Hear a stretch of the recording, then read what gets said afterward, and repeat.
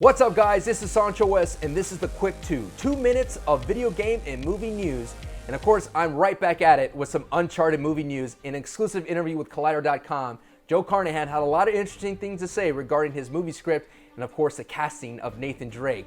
About the script itself, when asked, he said, quote, "I think it's going to need something that exceeds the sum of its parts." You know what I'm saying? It just doesn't function as a straight lift of the video game. I sat down with Amy and Nolan North and Neil, and I took them through what I was doing and what I was thinking, and they loved it. She loved it, and she understands that you can't be too slavish and devoted, or slavish and devoted to the source material, which is very interesting because Neil Druckmann tweeted this out. FYI, I haven't met the writer, don't know his take on the material, therefore have no opinion on the script.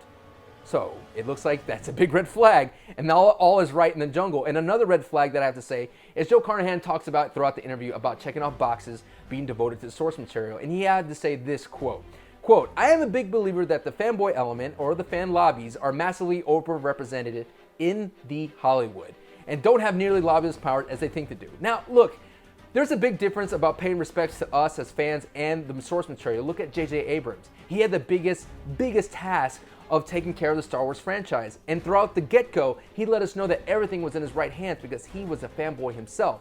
There is a biggest difference between Sylvester Stallone's Judge Dredd and Carl Urban's Dredd, and that is respecting the source material and its fans. Don't just call us fanboys. Be a fanboy yourself about it. That's what we want, I guess. I don't know. I may be crazy. Another red flag is about the casting of Nathan Drake. Sean and I have talked about a couple of guys, but it's pointless to mention now because we don't know what everyone's going to be. A perfect world to be Nolan North. But I don't know. I think that's going to be, again, sheer economics. Who's worth what, when, where, how, what gets us this, what gets us that, what's the foreign side of things, the international things, and so on and so on. He goes on to talk about Mark Wahlberg.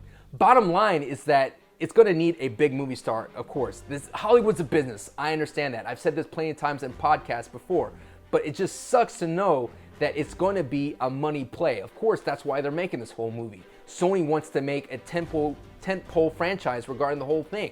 They want to make a 3 to 4 picture movie. That would be awesome, not to say. I mean, more Nathan Drake, the better, but I want it done the right way. And it's a shame to see that some of the unknown actors out there are not going to get a shot. And I think the only way that an unknown actor is going to get a shot if Sully's played by a big A movie star like Tom Hanks, which would be awesome because he already did a movie called Sully.